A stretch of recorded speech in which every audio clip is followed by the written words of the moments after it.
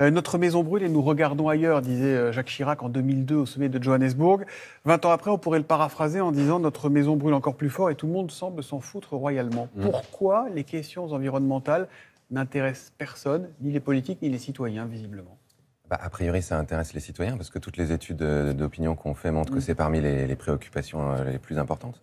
J'ai un peu envie aussi de vous retourner la question. C'est-à-dire, pourquoi est-ce que, alors qu'on vient d'avoir 2 volets du rapport du GIEC, qui nous annoncent quand même des choses assez terribles, dans le volet 2, il nous racontait quand même que si le changement climatique continue à ce rythme-là, 3,5 milliards de personnes vivent sur des territoires qui vont devenir inhabitables à terme, à la fin du siècle.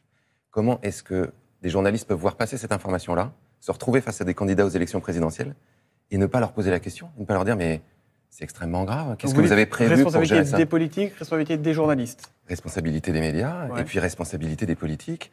Malheureusement, il y a beaucoup de responsables politiques qui n'y connaissent rien. Je ne citerai pas de nom, mais enfin, quand même. Donc, ils ne s'aventurent pas sur ces terrains-là parce qu'ils ne sont pas formés. Et c'est là aussi quelque chose de complètement fou. Il nous dit l'humanité dispose de moins de 3 ans pour inverser la courbe des émissions de gaz à effet de serre si elle veut conserver un monde vivable. En gros, on a 3 ans, sinon c'est le générique de fin. C'est ce qu'ils nous disent. En fait, ce qu'ils nous disent, c'est qu'il faut absolument que le pic d'émissions de gaz à effet de serre baisse. Et au plus tard, en 2025, mais il faudrait déjà qu'il baisse maintenant. En fait, si on continue comme ça jusqu'en 2025, entre 2025 et 2030, il faudrait réduire de 43% nos émissions. Ce qui est impossible, on n'y arrivera jamais.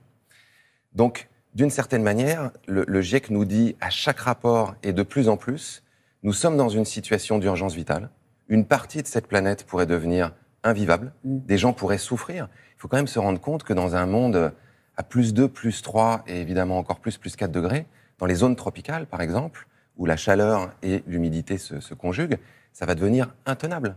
Dans les zones méditerranéennes, que ce soit en Californie ou autour du pourtour méditerranéen, la France et le Maghreb, etc., les pénuries d'eau vont être la norme.